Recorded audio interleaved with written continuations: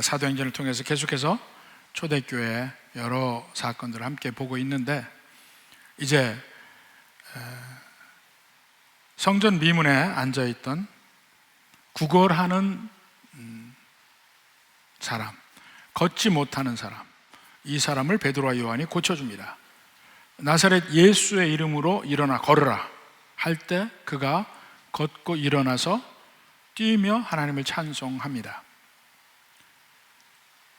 이게 어찌된 일인가 하고 그때 수없이 많은 사람들이 성전에 모이고 솔로몬의 행각에 모입니다. 바로 거기서 베드로와 요한이 이야기를 하죠. 이 사람을 걷게 한 분은 예수 그리스도라. 예수, 그분이, 나사렛 예수가 걷게 했다. 그분은 너희가 죽였으나 하나님의 능력으로 다시 사신 분이다. 그 능력의 주님이 이 사람을 걷게 했다 하고 증거를 합니다. 있는 그대로, 그들이 본 대로, 많은 사람들이 본 대로 얘기를 했습니다. 그런데 그것을 싫어하는 사람들이 있죠. 바로 여기에 나온 제사장, 성전 맡은 자, 사두개인들, 그걸 싫어해요. 그래서 그 다음 날 잡아 가두고 나서 그 다음 날 불러다가 얘기합니다. 다 모였어요. 사두개인들 모이고 제사장들 모이고. 사실 제사장은 한 번에 한 사람밖에 없어야 되는데 그 당시는 제사장이 마치 임기제식으로 여럿이 있었습니다. 이들이 모여서 바로 그들에게 예수의 이름을 전하지 못하게 이야기를 합니다. 근데 한번 우리가 생각해 봅시다. 여기 있는 사두개인들, 제사장들, 성전 맡은 자들, 이 모든 사람은 사실 그 당시 이스라엘 백성들에게 가장 하나님께 가까운 사람이라고 존경받던 사람이었어요. 근데 그들이 진짜 하나님의 크신 기적이 일어났음에도 불구하고 그것을 제지하는 거예요. 하지 못하게 하고. 어떻게 그런 일이 일어날 수 있을까? 오늘날의 교회와 바로 대입을 해볼 수가 있습니다. 어떻게 그런 일이 일어날 수 있을까? 오히려 눈앞에 일어나는 기적을 부인하려고 해요. 이런 사람들을 우리가 부를 때 이 종교인이라고 보통 우리가 부릅니다. 이것은 보통 일반적으로 종교인 하면 그 종교의 일, 그러니까 기독교, 불교, 뭐 어떤 종교든지 그 종교 일에 전적으로 그것을 업으로 삼는 사람을 종교인이라고 보통 일반적으로 얘기를 하지만, 지금 여기서 이야기하는 것은 교회 안에서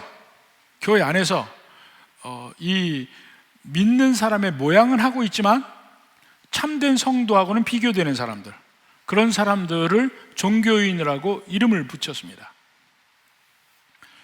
근데 그러니까 많은 분들이 나는 성도고 종교인이 아니다 이렇게 생각을 해요. 근데 사실은 우리 모두가 다 우리의 삶의 본질 중에 성도인 면도 있지만 종교인인 면도 있습니다. 어떤 사람에게는 종교인의 측면이 강하게 나타나고 어떤 사람에게는 성도의 측면이 강하게 나타나요. 그러니까 그럴 때 이제 구분해서 이야기하는 정도이지, 우리에게 그 두 가지 요소가 같이 섞여 있습니다. 그러니까 한번 보십시오. 여기 나온 사람은 대표적으로 사두개인이 있습니다. 사두개인은 이 가나안 땅에 지방에 사는 사람은 없어요. 예루살렘에만 삽니다. 그리고 그들은 기득권층, 정치적으로도 영향력이 있고 부유하고 이 로마 정권과 어떤 커넥션도 있고 이런 사람들이에요. 그러니까 그들은 현실 생활에 만족하는 사람들입니다. 그 만족을 해서 그 현재에 있는 그대로가 계속되기를 바라요. 이 사람들이 사두개인이에요. 그들은 현세에만 모든 삶이 집중되어 있습니다. 그들이 믿는 것은 모세오경만 믿어요. 그리고 모세오경에는 부활이 없으니까 우리는 부활을 믿지 않는다 이렇게 얘기를 합니다. 그러니까 부활을 안 믿는 사람들이니까 현세에만 집중할 수밖에 없죠.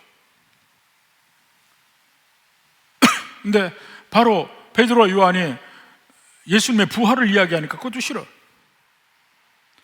여기 나온 대제사장들도 기득권층이에요. 애초에 그들이 예수님을 죽인 이유가 자기들의 기존의 시스템을 흔드는 위협적인 존재로 느껴졌기 때문에 그를 제거한 거예요. 그들이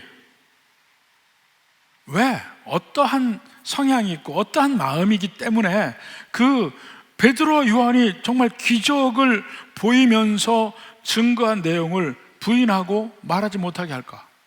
그러면 한번 생각을 해봅니다.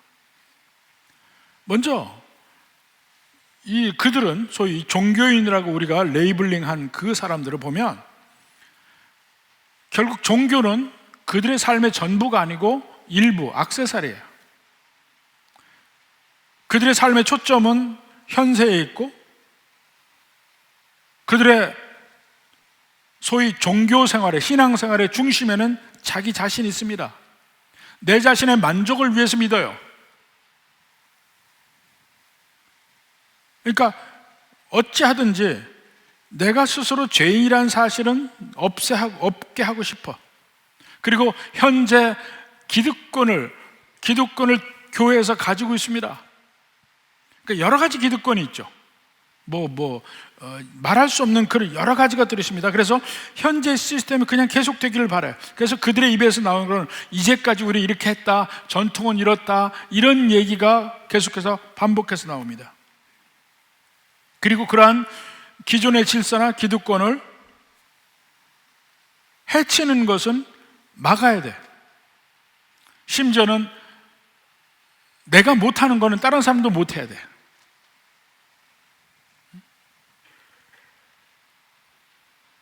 이것은 사람으로 분류할 게 아니고 정말 우리의 심령도 한번 생각을 해볼 필요가 있습니다. 제가 처음에 예수님 믿을 때 그런 일이 있었잖아요. 저는 얘기한 적이 있는 것 같은데, 예수님 제대로 믿기 시작한 게 방학 때 믿었어요. 유학생활 중에서 방학 때 믿었는데 방학이 끝나고 개학을 하고 나니까 시간이 없는 거예요. 주일날 예배 나가죠. 또 주일을 지킨다고 주일날에는 공부도 안 하고 교회 일만 하고 이렇게 하고, 수요일날 예배 나가죠. 목요일날 성경 공부 나가죠. 금요일날 기도회 나가죠. 구역 예배 나가죠. 일주일에 5일은 교회 관한 일을 하는 거예요. 믿은 지 한두 달밖에 안 된 사람이 부담이 심각해요. 그래서 생각하는 것이 그 중에 가장 빠져도 되는 걸 빠지자 하고 마음 먹고 보니까 제일 만만한 게 금요 기도회였어요. 그래서 금요 기도회를 안 가려고 마음 먹었습니다. 그래서 제가 아내에게 나 이제 공부해야 되니까 금요 기도회를 안 가겠다 그랬어요. 그리고 제가 기대한 거는 당신이 안 가면 나도 안 가, 이걸 기대를 했어요. 남자들 되게 그렇습니다. 나 안 해 그러면 아내가 따라와서 그럼 나도 안 해. 내가 해 그러면 아내도 나도 해. 이때 기분이 좋거든요, 남자들은. 근데 자기는 가겠대. 조금 쎄했죠. 그러니 진짜 금요일 날 저녁 때 저녁 먹고 이제 기도의 시간이 되니까 이제 다른 유학생 부부가 가는 차에 타고 가는 거예요. 그러니까 나는 집에 있는데 혼자 가서 이제 그 차를 타고 가는데 그 뒷꼭지를 보니까 그렇게 미울 수가 없어요. 내가 안 간다는, 자기는 간다는 거예요. 그러면서 오랜만에 안 가고서 딱 보내고 나니까 한편으로는 해방감이 들어요. 해방감. 나도 이제 오늘 시간이 우리 이제 와이프도 없고 이제 정말 내 맘대로 시간이구나. 근데 그렇게 하고 그럼 이제 이 시간에 공부를 해야지. 앉아 있으니까 공부가 안 돼요. 지금쯤 기도를 시작했을까? 이런 생각도 들고 자꾸 잡념이 들어서 그냥 이런저런 딴짓 하다 보니까 이미 기도 시간 끝나고 오더라고. 아무것도 별로 한 게 없는데 결국은 남은 거는 기도회만 안 간 것만 남은 거예요. 그 다음부터는 에휴, 때려치고 기도회 그냥 갔습니다. 근데 그런 식으로 내가 안 하는 거는 옆에 사람은 같이 안 하면 편해. 죄를 짓는 것도요, 나 혼자 죄를 짓고 다른 사람 안 지으면 불안합니다. 함께 같이 죄를 지으면 마음이 편해져요. 그래서 내가 뭔가 하나님 뜻에 어긋나는 일을 할지라도 딴 사람을 자꾸 그런 식으로 그렇게 해놔야 돼. 그래야 내가 마음이 좀 편해지니까. 가장 대표적인 예가 요즘에 공식적으로 우리 교회에서는 뭐 건축헌금 지금 뭐 하라 안 하고 있으니까 그 예를 들어서 한번 얘기하면, 어느 교회에서 이제 교회를 새롭게 예배당을 지어야 되겠습니다, 우리 건축헌금 합시다. 그러면 그 중에 어떤 사람은 합시다 그러고 어떤 사람은 하기 싫어. 내가 돈을 내야 되잖아요. 난 하기 싫은 거예요. 그러면 자기만 안 하면 되잖아요. 그렇게 안 합니다. 그렇게 안 합니다.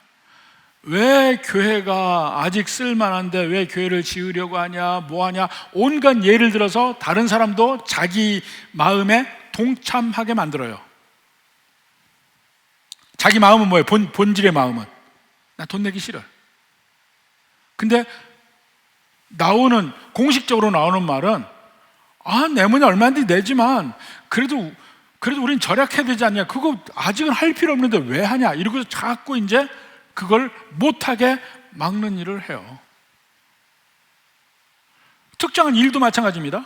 특정한 일도 내가 못하겠으면 전체 그 사역을 엎어버려. 제가 그런 일이 있었잖아요.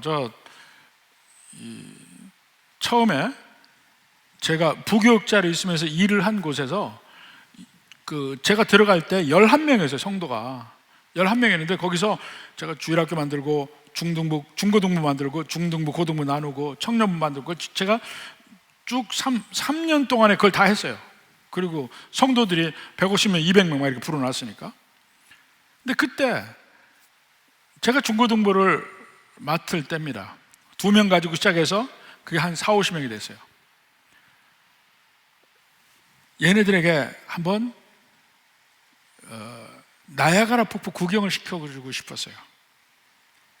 그래서 방학 때 그걸 계획을 하고 이제 봉고차 15인승에다가 갈 수 있는 애들 하니까 한 20명이 거기 타요. 태워서 가려고 딱 계획을 세웠습니다. 가려면 벌써 그 봉고차를 타고 8시간을 가야 돼. 나야가라 폭포까지 가려면 8시간 가서 거기서 중간에 이제 이틀 밤 자고 2박 3일 일정으로 해서 나야가라 폭포로 가는 걸 계획을 했는데, 그 중에 한 여자 집사님이 그렇게 반대하는 거야. 그 겨울에 그런 데 가서 위험해서 어떻게 가냐고. 가서 얘기를 해봤죠. 왜 그러느냐? 자기들을 못 보내는 거야. 그러니까 통째로 전체 계획을 취소시키려고 한 겁니다. 나는 집사님의 딸, 집사님 아들 이 둘을 기어코 데려가야 되겠습니다. 안 된다는 거야. 담판을 해서 데리고 가기로 했는데 나중에 알고 보니까 이분이 불법 체류자였어요. 오래 미국에 살았는데 영주권이 없었어요. 근데 나야가라 폭포는 캐나다하고 국경지대이기 때문에 그 검사가 심합니다. 길에 가던 차도 중간에 세워서 경찰들이 검사를 해요. 애들은 그걸 몰라. 중학교, 고등학교 다니는데. 근데 걔네들이 갔다가 거기서 만약에 국경지대에서 걸리면 통째로 온 가족이 쫓겨나는 거예요. 그러니까 그게 겁난 거예요. 그게 겁난 거예요. 그래서 애들을 안 가게 하려니까 얘들만 안 가게 하는 게 도대체 이유가 안 쓰니까 왜 가냐? 전체 그 여행 계획을 취소시키려고 한 거예요. 기어코. 근데 그걸 저한테 말은 못했고 다른 이유를 들어서 안 된다 계속 얘기하는 거예요. 그래서 저는 그걸 모르는 상태에서 기어코 데려갔다 왔어요. 아무 일 없이 데리고 갔다 왔는데 나중에 알고 보니까 이유가 그거였어요. 내가 못하는데 다 못하게 만들려고 한다니까. 이게 심해요. 그러니까 기존의 시스템을 그대로 가져가려고 하고, 왜냐면 그게 내가 제일 편해. 내가 무슨 일을 안 해도 돼. 뭔가 변화가 있으면 나도 하기 싫은데 억지로 해야 돼. 나도 뭘 해야 돼. 그게 싫어요. 교회 안에 그런 일이 비일비재합니다. 어떻게든지 변화를 막고 싶어. 이대로. 그게 내 기득권이 지켜지니까. 제가 우리 교회 와서 목회하면서 제가 착각한 게 있어요. 착각. 뭐냐면 저는 어떻게 하면 교회가 부흥할 것인가 하는 거에 나름대로 아이디어도 있었고 그렇게 하면 될 거라고 믿었어요. 그래서 그게 이제 건강한 교회니까 그런 식으로 하려고 노력을 했습니다. 진짜로 교회가 부흥했어요. 5년, 6년 만에 2배 반이 늘어서 성도가 2배 반 늘고 재정도 2배 반 늘고 막 부흥을 하는데, 제가 착각한 거는 교회가 부흥하면 웬만큼 자잘한 거는 별 문제가 안 될 줄 알았어요. 그리고 교회가 부흥하면 교회 리더들, 우리 장로님들이 박수 칠 줄 알았어. 그게 제가 착각한 거예요. 오히려 기존 교회에서 가장 어려운 게 기존의 리더십이 부흥을 싫어하는 거예요. 부흥을 싫어해요. 그걸 느꼈습니다. 부흥하면 어떻게 됩니까? 내가 모르는 사람들이 많이 교회에 들어오는 거예요. 자기를 몰라. 그리고 내가 여기서 어른인 걸 몰라.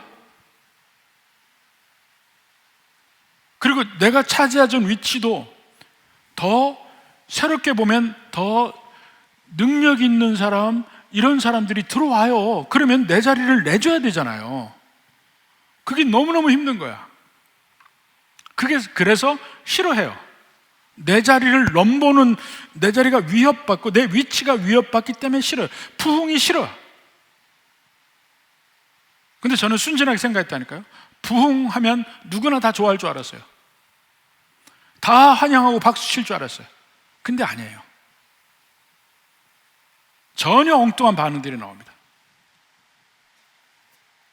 그리고 계속해서 제가 공격을 당하면서도 교회는 계속 부흥하는 거예요. 그러니까 그때 선임 장로였던 분이 제게 그 얘기를 합니다. 여러 가지 문제 제기를 하는데도 교회가 부흥하니까 할 말은 없잖아요. 그러니까 하는 말이 뭐냐면, 목사님은 참 경영을 잘하시네요. 그래요. 이 교회가 경영 잘해서 되는 겁니까? 교회가 생명의 말씀이 있으면은 듣는 사람이 있을 것이고 변화가 있을 것이고 사람들이 모일 것이고, 모일 때 오는 사람들에게 편안한 분위기와 이것을 주려고 노력하면 자연히 부흥하게 돼 있어요. 그래서 그때도 한동안 얘기했잖아요. 내 자리를 고수하지 말라고 얘기했습니다. 한참 성도들이 막 오게 되니까 새 성도들이 와서 어디 앉을 자리를 모르잖아요. 아무 데나 앉잖아요. 근데 거기는 내가 30년간 앉던 자리야. 실제 그런 일이 일어났어요. 거기 원래 그 자리 주인이 와가지고 자꾸 옆에서 사람을 비어있는데도 갖고 옆에 밀치는 거야. 밀쳐. 그래서 그때 어떤 일까지 했냐면 전주에 앉던 자리에 안 앉기 운동까지 했어요. 기억나셔요? 전주에 앉던 자리에 안 앉기, 매번 새로운 자리에 앉기. 그래야 새로운 성도들이 앉을 공간이 생기니까. 그런 일까지 했습니다. 그러니까 그게 싫어요. 다. 나는 언제나 내 자리에 앉고 싶어. 새로운 사람이 앉는 거 싫어.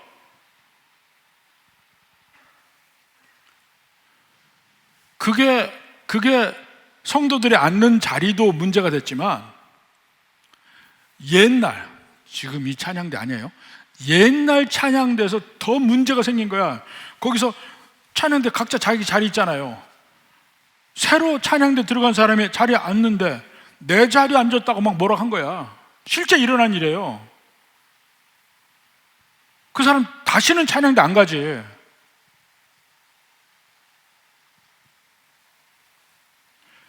자기의 기득권을 지키기 위해서 온갖 노력을 합니다. 그런 교회가 되겠어요? 안 됩니다. 내가 다른 교회 가서도 집회할 때 그런 얘기예요. 거기서 아주 자랑합니다. 이분이 이 일을 지난 20년간 했습니다. 그렇게 자랑을 해요. 이렇게 충성된 사람이 있습니다. 그래서 제가 그분에게 저녁 얻어먹고 집회할 때 제가 뭐라 한지 아세요? 그런 식으로 가니까 교회 부흥 안 한다고 그랬어요. 한 가지 일을 20년을 계속하는 사람이 있으면 부흥 안 하지. 딴 사람에게 그 일을 넘겨줄 줄 알아야지. 물론 다른 사람이 하기 싫어하는 일이 있어요. 그거를 오래 맡아주면 정말 좋아요. 그거 말고 남이 하고 싶어하는 일을 딱 쥐고서 경쟁자가 있음에도 절대로 안 놔주는 자리들이 있어요. 그러면 그 교회는 부흥하지 않죠. 그런 기득권층이 있을 때. 이 종교인이 많을수록 그 교회는 힘들어집니다. 그들이 얼마나 편견에 잡혀 있는지 한번 보세요. 여기 나오는 이 사두개인과 이 사람들이 기적을 분명히 봤다니까요. 기적을 분명히 봤어. 거기 봐요. 14절에도 봐요. 또 병 나은 사람이 그들과 함께 서 있는 것을 보고, 그러니까 못 걷던 사람이 걸는 사람이요, 보고 비난할 말이 없는지라. 실제 기적을 봤잖아요. 옆에 서 있어요. 근데 그가 병을 어떻게 나았냐면, 나사렛 예수의 이름으로 명하노니 일어나 걸으라. 거기서 났잖아요. 예수의 이름으로. 그것을 베드로가 증거한 겁니다. 그러니까 거기에 대해서는 반박할 말이 없어요. 실제 그들이 그 기적이 났다는 걸 시인도 합니다. 16절 보십시오. 이 사람들을 어떻게 할까? 그들로 말미암아 유명한 표적이 나타난 것이 예루살렘에 사는 모든 사람에게 알려졌으니 우리도 부인할 수 없는지라. 표적이 나타냈음에도 불구하고 그 표적의 일을 한 사람, 그 표적 자체에 대한 두려움이 없어요. 오직 중심은 자기들밖에 없어요. 그래서 결국 하는 말이 뭡니까? 17절에 이것이 민간에 더 퍼지지 못하게 그들을 위협하여 이후에는 이 이름으로 아무에게도 말하지 말게 하자. 이것이 종교인의 행동이에요. 복음이 증거되고 그 증거됨으로 말미암아 그 복음이 확산되고 예수 믿는 사람이 많아지는 것을 싫어해요. 자기들이 죽였으니까. 물론 그렇죠. 교회에서 이 종교인들은 교회의 부흥을 싫어합니다. 부흥하자고 막 여러 가지 운동을 하잖아요. 그러면 자기들은 귀찮아. 그냥 있는 그대로 하지.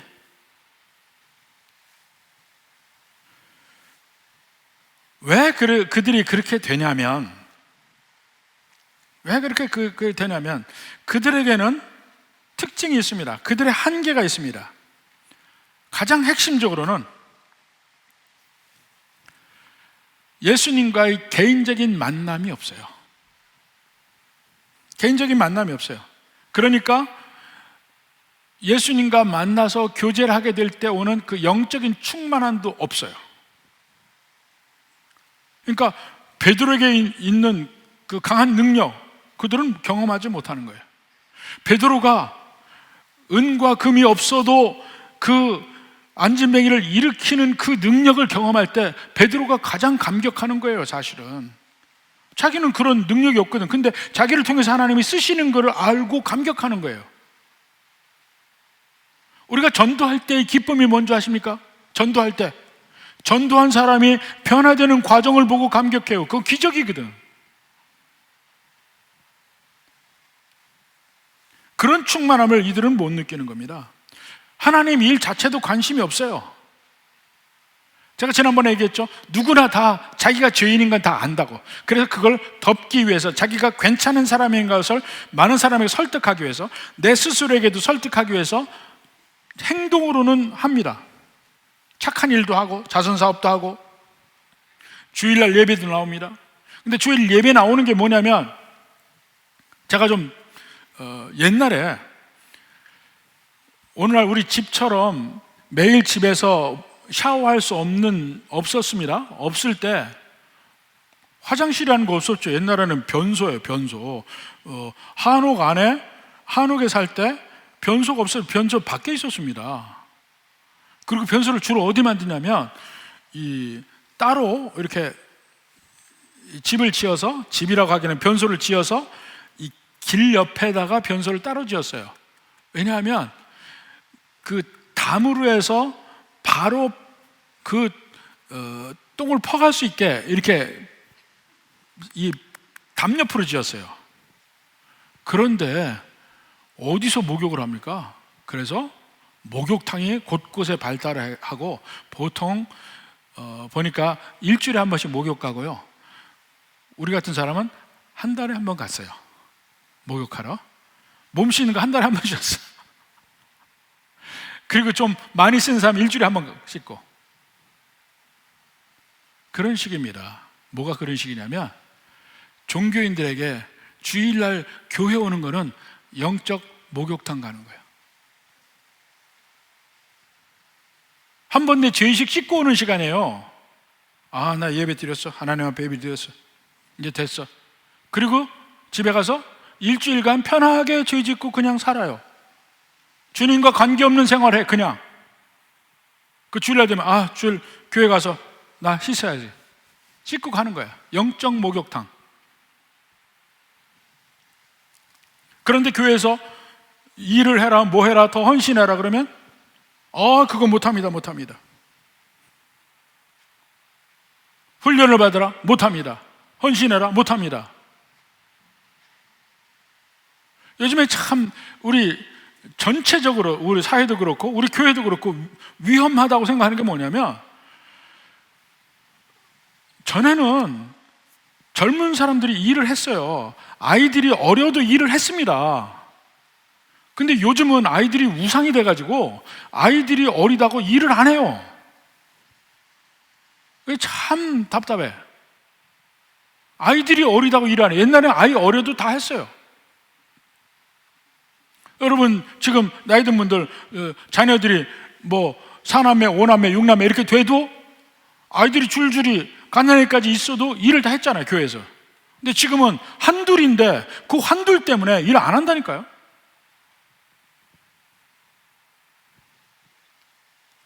그게 참 마음의 짐이에요. 일을 해야 되는데, 헌신해야 거기서 주님도 경험하고 거기서 느끼고 그 주님이 살아계심도 더 확신이 가고 이런 모든 면이 있는데 거기서부터 막으니까, 그러니까 주님과의 개인적인 관계가 없어지고 복음을 들어도 감동하지 않아요. 마음은 이미 다 아스팔트야. 길가는 무슨 길가, 아스팔트. 설교를 들어도 오늘 설교 중에 뭐 재밌는 얘기 없나? 요것만 있지, 어떤 설교에 오늘 핵심이 뭔가, 뭘 얘기했나, 내게 뭔가 찔림이 있나, 이런 생각 안 한다니까. 성경을 봐도 감동이 없고, 그러니까 성경 안 읽어요. 여기가 사두개인들이라니까요. 지금 베드로가 복음의 핵심을 이야기합니다. 정당한 근거를 가지고. 이 사람이 못 걸은 거 다 봤지 않냐? 성전 앞에, 미문 앞에 있었으니까 다 봤어요. 다 알아. 이 사람이 못 걸은 사람이라는 거.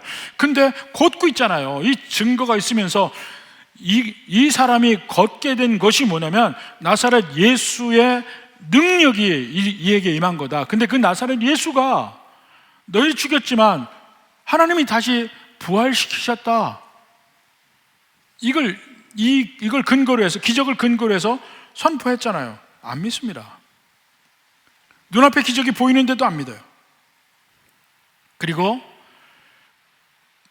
믿음 안에서 하나님 나라가 새롭게 막 확장되는 순간에 구경꾼이 돼요. 방관자가 되고. 이 사두개인이나 제사장들, 예수님이 일하시고 예수님이 역사하시는 거 다 들었습니다. 그러면서도 구경만 하지 그 안에 한 번도 들어가 본 적이 없어요. 오히려 자기들의 기존의 질서에 위협이 된다 생각하고 죽일 뿐이야. 근데 죽인 뒤에도 그 이름으로 이렇게 기적이 나타나는 것을 그들이 어떻게 받아들일까요? 그 다음부터는 못하게 해요. 못하게. 제가 전에 얘기했죠. 군대 갔을 때 쫄병 때 교회 가려고 하면 제일 못 가게 막는 사람이 교인이라고. 신자라고 얘기하고 싶지 않아요. 교인이라고. 자기는 쫄병 때 가서 교회 가지 말라면 안 갔거든. 근데 더 쫄병이 와서 교회 가겠다고 하니까 그것이 오히려 자기에게 부담이 되는 거야.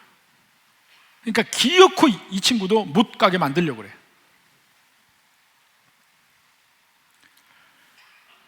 방관자가 많아지면 문제가 생깁니다. 교회 일을, 하나님의 일을 하려고 막 하는데 방관자가 많아지잖아요. 그러면 결국 그 방관자들이 결국은 방해자가 됩니다. 걸림돌이 됩니다. 일이 안 되게 만들려고 그래요. 아까 얘기한 것처럼. 우리가 얼마 전에 대학생 전도 집회하고 새생명 축제를 했죠. 대학생 전도 집회는 한 달 넘어서 계속해서 되어지는 것이고 새생명 축제는 한 달입니다. 제일 처음에 한 게 뭡니까? 우리 태신제 작정을 하잖아요. 근데 태신자 작정을 안 하면요, 계속해서 우리가 태신자에 대해서 이렇게 하라 저렇게 하고 얘기하는 것이 하나도 들리지 않고 오히려 이 소음으로 느껴져. 아, 저 얘기 왜 또 해? 이렇게 생각이 된다니까요. 태신자 작정할 때 우리 교육자들 다 알아요. 교육자들 강력하게 얘기해서 적어도 모든 구역장들은 반드시 태신자 작정을 하도록 해라 그랬어요. 계속해서 안 했던 사람들은 쪼임을 당했을 겁니다. 왜 그런지 아세요? 구역장이 태신자 작정을 안 하면 구역에서 태신자를 위해서 기도도 안 하고 태신자 작정했냐고 물어서 독려도 안 하고 아무것도 안 해요. 거꾸로 자기가 안 한 것에 그 문제를 덮기 위해서 그거 나도 옛날에 많이 했어. 안 해도 돼. 이런 식으로 구역 식구들에게 얘기한다니까요. 방관자가 방해자가 되는 거예요. 그래서 어찌하든지 구역장들 먼저 꼭 태신자 작정을 하도록 합니다. 근데 작정하고 나면 구역마다 서로 태신자 내놓고 기도하게 되고, 또 한 사람 얘기해서 데려올려 했더니 이런 문제가 있다 하면 같이 나누게 되고 같이 기도하고 같이 노력하고 이런 일이 생기는 겁니다. 이것이 대각성이에요. 새로운 완전히 우리의 깨달음, 전도에 대한 생각이 있게 되는 겁니다. 처음에 작정을 안 하면 완전히 방관자가 된다니까요. 모든 면이 다 마찬가지예요. 교회 일이라는 게 뭐 할 때 같이 동참해야 돼요. 우리가 추수감사 축제를 한다 하더라도 그 뭐 음식을 만들고 뭐 하는 걸 같이 동참해야 됩니다. 안 하면 꼭 나중에 말을 해. 비판적인 말.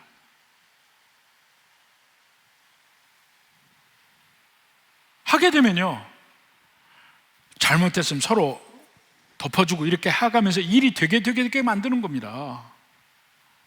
사람이라는 게 실수가 없을 수가 없죠. 잘못 생각할 수도 있고 생각이 미치지 못할 수도 있고, 그건 다 받아들여요. 일을 하다 잘못되는 건 좋아요. 일을 안 하는 게 문제예요. 종교인은 교회 안에서 이런 일이 있다니까요. 적어도 여러분도 한두 번씩 거기에 동참한 일이 있을 수도 있어요. 그러나 거기에 비해서 참된 성도는 어떻습니까? 가장 큰 차이가 예수님과의 관계가 확실해요. 예수님의 은혜가 있어요. 예수님이 날 사랑한다는 것도 알고 확신하고 나도 예수님을 사랑한다고 강하게 고백할 수 있어요. 그리고 주님의 일에 동참을 하는데, 동참을 하게 될 때 꼭 무슨 일이 벌어지면 하나님의 일을 하면요, 말을 들어요. 내가 하는 일에 대해서 자꾸 이랬네 저랬네 콩나라 팥나라 태클 거는 사람이 생깁니다. 나를 괴롭게, 하나님 일을 하는데 괴롭게 하는 사람이 있다니까요. 그리고 심지어는 내가 열심히 하나님 일을 하는데도 불구하고 내 삶에서 어려움을 겪을 수 있어요. 근데 그렇더라도 그때 흔들림이 없습니다. 왜냐하면 주님과 나의 관계가 워낙 확실하기 때문에 다른 면 때문에 흔들리지 않아요. 이게 성도의 특징입니다. 오히려 그런 어려움을 겪을 때 성도의 향기가 나타납니다. 내가 일이 잘 되고, 세상적인 면에서 일이 잘 되고 잘 풀리고, 그래서 주님 은혜 감사합니다, 그렇게 얘기할 때 주변 사람들이 거기에서 감동하지 않아요. 너는 복 많이 받았다, 이렇게 얘기할 수 있을지 몰라도 그들의 그리스도적인 삶에 대해서 감동하지 않습니다. 언제 감동하냐면요, 환난과 어려움에 있는 사람이 신앙적 행동과 말을 할 때, 그때 감동합니다. 감동은 여러분의 진짜 그리스도의 향기가 나타날 때는 언제나 고통 중에 나타나요. 내가 이 세상에 잘 될 때 향기 잘 안 나타납니다.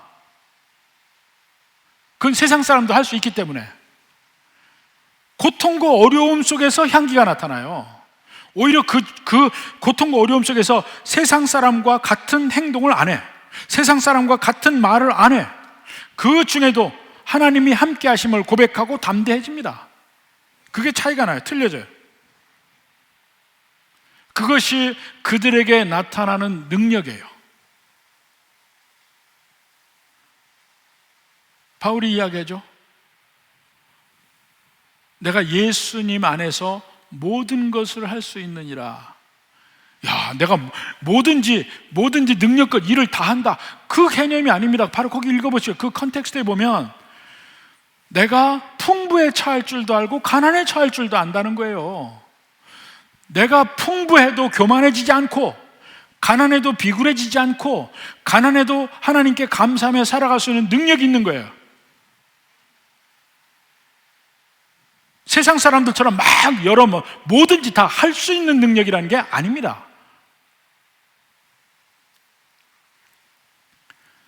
우리의 삶에서 그런 모든 은혜가 함께 있어요.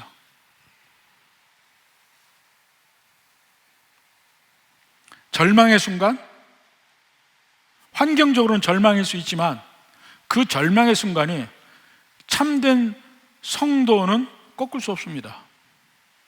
이 세상이 주는 절망은 뭡니까? 제일 커봐야 죽인다예요.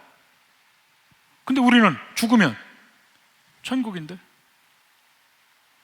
절대로 세상은 참된 성도를 절망시킬 수 없습니다. 꺾을 수 없습니다.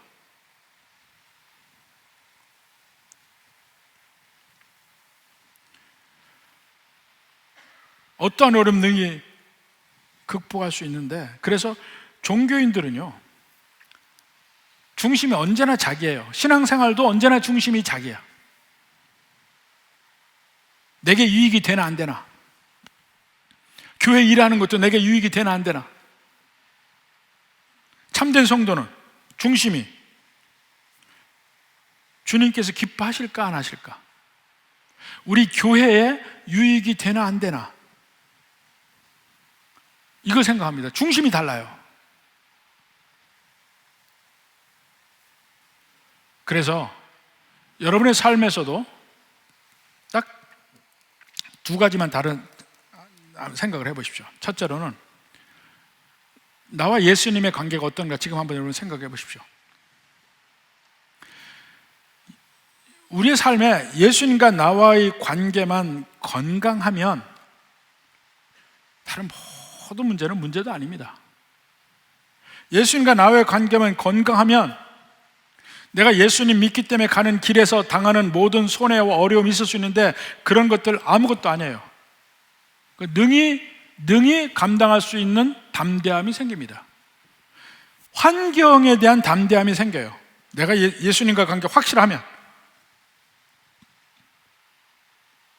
그리고 무엇이 진짜 귀중하고 무엇이 상대적으로 버릴 수 있는 것인지가 제대로 보입니다. 지난번에 원숭이 얘기했죠. 인생의 모든 것에 대한 값을 뒤죽박죽으로 놓는 거. 귀한 것을 귀한 줄 모르고 버려도 될 걸 못 버리고 이런 면 생각하는 거예요. 가장 대표적인 예가 애굽으로 간 아브라함을 생각해 보세요. 아브라함은 그 땅에 기근이 되니까 애굽으로 갔어요. 거긴 하나님께 물었거나 하나님이 가라고 한 것이 전혀 없어요. 근데 갔어요. 그러니까 그 물질적인 면 때문에 애굽으로 간 겁니다. 그런데 정작 애굽으로 가서 물질은 얻죠. 애굽의 바로가 사라를 택하고 사라를 취하고 아브라함에게 많은 물질을 줬으니까 그가 원하는 대로 물질을 얻었는데 더 귀한 것을 잃어버렸어요. 아내를 잃어버려요. 인생의 동반자를. 세상은 그렇습니다.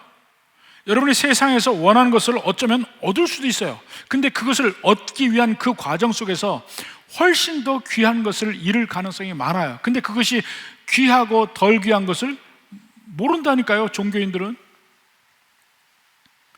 제대로 예수 믿는 사람이야말로 진짜 무엇이 귀한지, 무엇이 덜 귀한지 우선순위를 매길 줄 알아요. 그래서 하나님과의 건강한 관계, 우리 주님과의 그 진정한 인격적 교제, 이것이 제일 중요합니다. 이거 먼저 체크해 보시고, 두 번째는 내가 과연 예수님의 사역에 내가 동참하고 있는가 아닌가, 아니면 방관자인가 생각해 봐야 돼요. 하나님의 일에 내가 적극적으로 동참하고 있다, 아니면 빠져 있다, 한번 생각해 보세요. 종교인은요, 실질적으로 하나님의 일과는 관계없이 살아요. 그저 세상적으로 이야기하면 최선이 뭐냐면 우리 가족만 생각하고 사는 거예요. 우리 가족, 내 새끼들, 그것만 보고 살아. 교회를 다니는데도 거기에서 벗어나질 않아요.